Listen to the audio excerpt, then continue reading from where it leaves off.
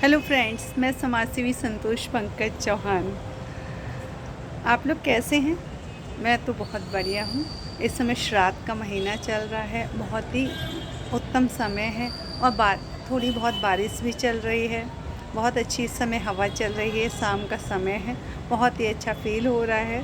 और काफ़ी टाइम से मैं कोई ब्लॉग नहीं बना पा रही क्योंकि रूटीन लाइफ की व्यस्तता है, थोड़ा बिजी चल रहा है लाइफ। क्योंकि लाइफ चलना भी चाहिए, लाइफ है, जीवन है, गतिशील होना चाहिए, लाइफ में स्ट्रगल होना चाहिए। और अब क्योंकि श्राद्ध चल रहे हैं, श्राद्ध पर में कुछ के विषय में बहुत ही कुछ वीडियोज़ हैं, अपलोड्स होते रहते हैं, बहुत कुछ बताया जाता है। श्राद्ध की बहुत सी कथाएं हैं और हमारे सनातन धर्म में ये 16 दिन हमारे पितरों यानी हमारे पूर्वजों को समर्पित होते हैं और हमारे पितरों को ये समय समर्पित होता है, उनको दिया जाता है, उनका पूजन किया जाता है। और कहा जाता है कि पितरों का तर्पण इस समय करना चाहिए। लेकिन होता क्या है एक्चुअली फ्रेंड्स, आज हज़ारों तरह के उपाय इंटरनेट पर दिखाई देते हैं, हज़ारों प्रवक्ता हैं और हज़ारों ही एस्ट्रोलॉजर, ज्योतिषी अपने अपने ढंग से अपने अपने उपाय बताते हैं और काफ़ी हद तक वो ठीक भी हैं। लेकिन क्या होता है कि जब हमारे पेरेंट्स इस दुनिया में होते हैं तो हम उनका जब वो टाइम होता है, जब हम उन्हें सारी चीज़ें अवेलेबल कराएं तो हम उन्हें कराते नहीं हैं। और जब उनकी मृत्यु हो जाती है तो हम चीज़ों का दान करके और पंडितों के पास जाते हैं। अगर कोई प्रॉब्लम आती है तो हमें पितृदोष बताया जाता है और हम उसका सॉल्यूशन ढूंढते हैं। 16 दिन श्राद्ध के होते हैं। हमारा हिंदू संस्कृति में हर कुछ डिवाइडेड है। फेस्टिवल का टाइम भी होता है, दीपावली कब होनी है, होली होनी है, दीपावली है, दशहरा है, सब कुछ फेस्टिवल्स होते हैं। ऐसे ही हमारे पितरों के पितृ कौन है? हमारे पूर्वज हैं, हमारे पेरेंट्स। अगर पितृ मातृदेवो भव पितृदेवो भव, ऐसा माना जाता है कि हमारे पितृ अगर प्रसन्न नहीं होंगे तो हमारा जीवन सुखी नहीं होगा। लेकिन अगर हम इतना दान मरने की बात करते हैं, अगर हम यही काम अपने अपने पूर्वजों को यानी अपने पूर्वज नहीं, फोर फादर्स, अपने जीवंत माँ बाप को दें, अपने माँ बाप की सेवा करें, अपने माँ बाप के साथ समय बिताएं। बुढ़ापे में अगर वो एक बात को 10 बार कहते हैं तो उस बात को सुने। और उनका जब शरीर शिथिल हो जाता है, जब वो हमारी परवरिश करते हैं तो हमें उनका ध्यान रखें अच्छे से। आज लोग वृद्धाश्रम में माँ बाप को छोड़ देते हैं, मोस्टली नहीं छोड़ते हैं। जो लोग ज़्यादा हाई फाई हैं वही इस तरह का करते हैं और लोग अपने पेरेंट्स की बात को भी नहीं मानते हैं, पेरेंट्स को इज्जत नहीं देते जीते जी। मरने के बाद वो भंडारे कराते हैं, दान करते हैं और उन्हें बताया जाता है कि पितृदोष है, इसकी मुक्ति के ये उपाय मुक्त हैं। वो सही है कि हमें अपने सनातन धर्म में, हमारी संस्कृति में जो कुछ डिवाइडेड है, जो नियम है, उनका हमें फॉलो भी करना चाहिए और रिस्पेक्ट भी करना चाहिए। अगर हम नहीं करेंगे तो हमारे आने वाली जनरेशन्स कैसे करेगी? और हमें अपने पेरेंट्स की भी रिस्पेक्ट करना चाहिए कि जब हम यंग हैं और हमारे पेरेंट्स वृद्ध हैं तो हमें इस जीवन में ही उनको सारी सुविधाएं देनी चाहिए, उनके साथ समय बिताना चाहिए। पॉसिबल हो तो दिन के 1 आध घंटा उनके साथ बिताना चाहिए और जो भी उनकी बेसिक रिक्वायरमेंट है उन्हें पूरा करना चाहिए और उन्हें हैप्पीनेस देना चाहिए जो वो चाहते हैं। उनको समय, आज के जो हमारे पेरेंट्स हैं और जो पेरेंट्स के भी पेरेंट्स हैं, आज भी जो इस दुनिया में हैं, वो क्या चाहते हैं? उनको बहुत ज़्यादा उनकी लाइफ में बहुत ज़्यादा एक्सपेक्टेशंस नहीं होते बुढ़ापे में, ना ड्रीम्स होते हैं, ना उन्हें बहुत तरह की ड्रेसेस चाहिए होती हैं, ना खाना चाहिए होता है। उन्हें क्या चाहिए होता है? थोड़ी सी सहानुभूति और थोड़ा सा समय जो हमें उन्हें जीते जी दे दे। मारने के बाद हम लाखों रुपए का दान करते हैं, हम पे पितृदोष लगता है, हम हज़ारों उपाय करते डोलते हैं और हज़ारों उपाय हम कर रहे हैं, लेकिन कहाँ हम अपने पेरेंट्स की इज्जत कर रहे हैं? कई ऐसे चैनल्स हैं और कई ऐसे महाराज हैं जो दुनिया भर के उपाय बताते हैं और कहते हैं कि पितृदोष लग जाता है तो आदमी प्रोग्रेस नहीं कर पाता। आप ये बताइए कि आपके पेरेंट्स कभी आपका बुरा नहीं चाह सकते, तो आपके फोर फादर वही पेरेंट्स हैं जो अब इस दुनिया में नहीं है, वो आपका कभी बुरा नहीं चाहेंगे। जो भी पेरेंट्स आपके हैं, जो वो लोग बहुत लकी होते हैं इस दुनिया में जिनके पेरेंट्स होते हैं। तो हमें समय रहते ही अपने पेरेंट्स का सारा ध्यान रखना चाहिए। आज क्या है, कंपटीशन का युग आ गया है, स्ट्रेस में दुनिया है और लोगों को क्या लगता है कि हम सब कुछ आज अपने हाथ में कर लें। अगर हमारे हाथ में सारी चीज़ें होंगी तो हमारा सब कुछ ठीक चलेगा। और ऐसे ही कुछ पेरेंट्स की सोच भी हो गई है। वो क्या सोचते हैं कि अगर हमारे पास पैसा है तो सब कुछ है, दुनिया हमारे हाथ में। बट ऐसा नहीं है। जब आपका शरीर शिथिल हो जाता है तो फिर आप कैसे काम कर सकते हैं? तो उस समय वो पैसा काम नहीं आता, आपका व्यवहार ही काम आता है। मैंने कई ऐसी फैमिलीज़ देखे हैं सोशल वर्क करते हुए कि वो लोग समय रहते अपने बच्चों को रिस्पेक्ट नहीं देते, और आज जब वो बिल्कुल शिथिल हो जाते हैं, हाथ पैर नहीं चलते, तो बच्चे उनका रिस्पेक्ट नहीं कर पाते। तो ये दोनों तरफ से होता है। अब मैं इसके विषय में बोलना चाहूँगी, कहना चाहूँगी, अगर लोगों को आप लोग मेरी बात से सहमत होते हैं तो ठीक है, और अगर नहीं सहमत होते हैं तो इस पर एक बार मैं पुनः विचार करूँगी।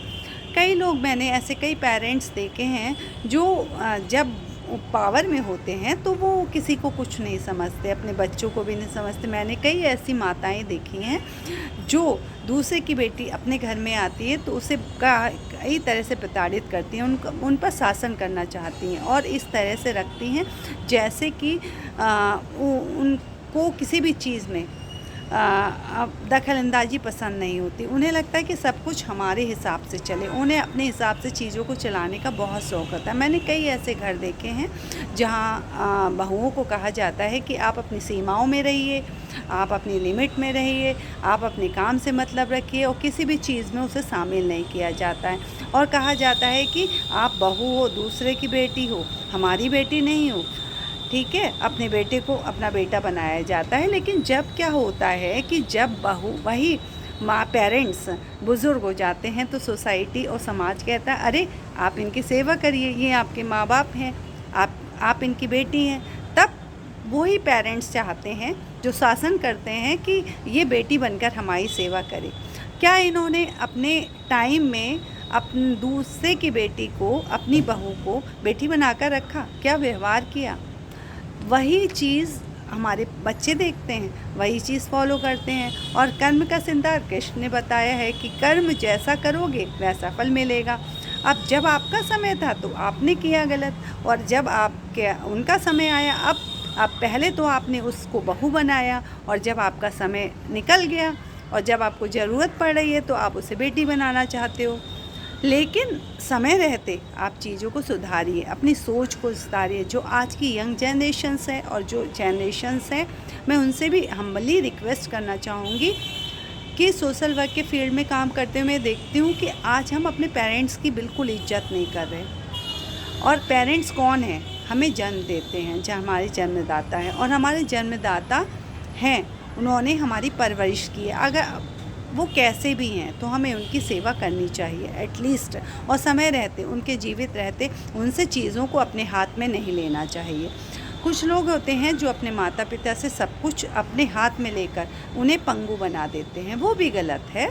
माता पिता को सम्मान देना चाहिए, और माता पिता अगर अपने बच्चों के साथ ही होड़ करते हैं तो ये भी गलत हो जाता है, क्योंकि माता पिता को भी अपने बच्चों को बच्चा समझना चाहिए और उनके साथ मुकाबला करने की या कंपटीशन करने का प्रयास नहीं करना चाहिए। आज के युग में क्या है, 90% घरों में, मोस्टली ये मेरी राय है, अगर कोई सहमत ना हो, कि 90% घरों में क्या होता है कि जो पेरेंट्स होते हैं वो रूलिंग होते हैं, डोमिनेटिंग होते हैं, और धीरे धीरे क्या होता है, बच्चे भी वही सीख जाते हैं, क्योंकि always childs copy their parents. बच्चे हमेशा अपने माँ बाप को कॉपी करते हैं, तो जैसा वो देखते हैं सीखते हैं वैसा ही हो जाते हैं।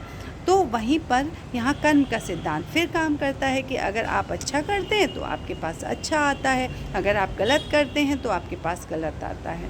अब मरने के बाद अगर हम हज़ारों तीर्थ करते हैं, हज़ारों भंडारे लगवाते हैं, हज़ारों तरह का दान करते हैं और लाखों चीज़ों का, तो उसका कोई फ़ायदा नहीं है अगर हम अपने जीवित पेरेंट्स के साथ 10 मिनट नहीं बिताते।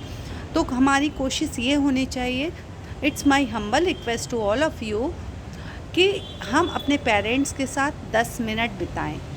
हमारे पास अगर समय नहीं है तो हमें उन्हें 10 मिनट दें। अगर उन्होंने जो किया है वो उसका परिणाम ज़रूर भोगेंगे, लेकिन हमें अपनी तरफ से सही करना चाहिए। जितने भी वृद्ध माता पिता हैं इस दुनिया में, और जो इस दुनिया में नहीं हैं, लोग जो चले गए हैं वो कभी अपने पेरेंट्स को, अपने बच्चों को, अपने अपकमिंग जनरेशन्स को परेशान नहीं कर सकते। इसलिए आप जो पितृदोष वगैरह होता है वो कहा जाता है, उसके उपाय भी करने चाहिए। भाई अपनी अपनी मान्यताएं हैं और विश्वास है, बट मेरा मानना है कि हमें अपने जीवंत पेरेंट्स की ही सेवा करनी चाहिए, क्योंकि जो पेरेंट्स होते हैं वो इस तरह से होते हैं कि आपके घर की एक चाबी की तरह। जब तक आप हैं, जब तक वो इस दुनिया में हैं, आप उन्हें सब कुछ, जो भी उनकी बेसिक रिक्वायरमेंट है उसे अवेलेबल कराइए, उनके साथ समय बिताइए। और जब वो इस दुनिया से चले जाते हैं, एक तस्वीर में आ जाते हैं, फिर आप उनके नाम पर कुछ भी करते हैं, कितना कुछ करते हैं, और आप अपने आप को समस्याओं से ग्रसित पाते हैं और उसके समाधान ढूंढते हैं, तो वो व्यर्थ है।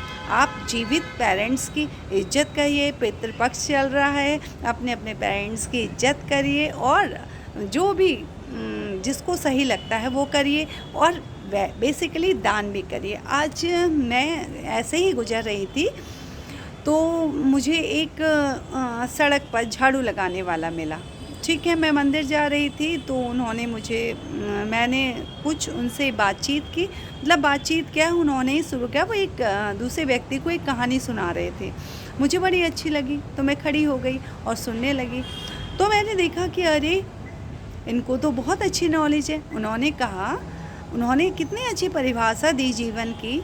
उन्होंने कहा कि जो हमारे पैर होते हैं वो सुदृढ़ होते हैं, वो हमें मंदिर तक पहुंचाते हैं और कहीं हमारे डेस्टिनेशन तक ले जाते हैं। जो हमारा पेट होता है वो वैश्य होता है, वो कभी नहीं भरता। जो हमारे हाथ होते हैं वो क्षत्रिय होते हैं, और जो हमारा दिमाग होता है, सर होता है, वह ब्रह्म होता है। इसलिए इंसान के शरीर में ही देवता का निवास होता है। और कृष्ण स्वयं कहते हैं कि 133 कोटि देवता मुझ में ही निवास करते हैं।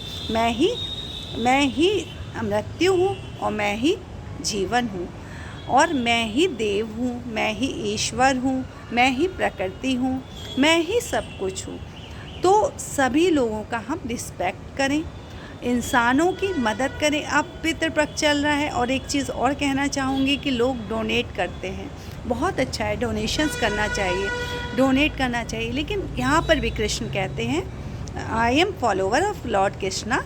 तो यहाँ पर कृष्ण कहते हैं कि सही व्यक्ति को दान देना चाहिए, कुपात्र को कभी दान नहीं देना चाहिए, सुपात्र को ही दान देना चाहिए, तभी उसका मूल्य होता है।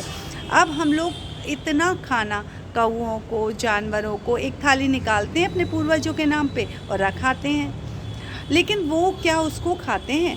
अगर अतिशयोक्ति हो जाती है, सड़कों पर किनारे जाता है और ये भोजन का तिरस्कार होता है एक तरह से, तो हमें खुद अपने हाथों से पक्षियों को पॉसिबल हो तो गाय को खिलाना चाहिए, एनिमल्स को और इंसानों को। उस खाने को हम किसी गरीब इंसान को दे दें। इंसान किसी को भी दे सकते हैं जो ज़रूरतमंद है, जिसे भूख है। अगर ये पितृपक्ष चल रहा है, इसमें अगर किसी को दवा की ज़रूरत है तो हमें दवा का दान देना चाहिए। अगर हम किसी को ज़रूरत है फूड की, खाने की, तो हमें भोजन दान देना चाहिए। किसी वस्त्र की ज़रूरत है तो हमें वस्त्र का दान करें। इस तरह से हम पितृपक्ष मनाएं, लोगों की बेसिक ज़रूरतों को पूरा करने में मदद करें। अगर किसी बच्चे को शिक्षा नहीं मिल पा रही है तो हमें शिक्षा अवेलेबल कराएं।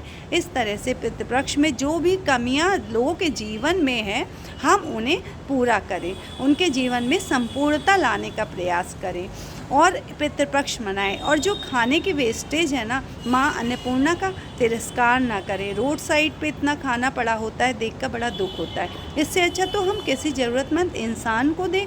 वो एक अन्न का दाना 6 महीने में प्रकृति की गोद से पैदा होता है, तो हम अन्न का सम्मान करें और हम बच्चों को भी सिखाएं कि हमें अन्न का सम्मान करना चाहिए। और पितृपक्ष में पितरों से, हमारे पूर्वजों से हमें डरने की कोई आवश्यकता नहीं है, क्योंकि जो हमारे पितृ हैं वो हमारे पेरेंट्स हैं, और हमारे पेरेंट्स, हमारे फोरफादर हमें हमेशा जीवन में आगे बढ़ते देखना चाहते हैं और चाहेंगे। तो हमें अपने पितृपक्ष को लोगों की बेसिक नीड्स को पूरा करते हुए मनाना चाहिए और दान करना चाहिए, डोनेट करना चाहिए और सही जगह पर करना चाहिए। अपने हाथ से बनाएं खाना, लोग अनाथ आश्रम में दें, दूसरी जगह दें, लोगों की मदद करें। जो भूखा है, प्यासे को पानी पिलाएं और जो अन्न की बर्बादी ना करें। कृपया ये मेरी व्यक्तिगत राय है, अगर आप लोग इनमें से कोई सहमत नहीं होता है तो ना हो, लेकिन ये मैं अपनी व्यक्तिगत राय दे रही हूँ कि हमारे पितृ और पितृपक्ष में पितृदोष से कभी भी ना डरें जीवन में, क्योंकि हमारे पेरेंट्स हमारा कभी बुरा कर ही नहीं सकते और ना चाह सकते कि दुनिया में।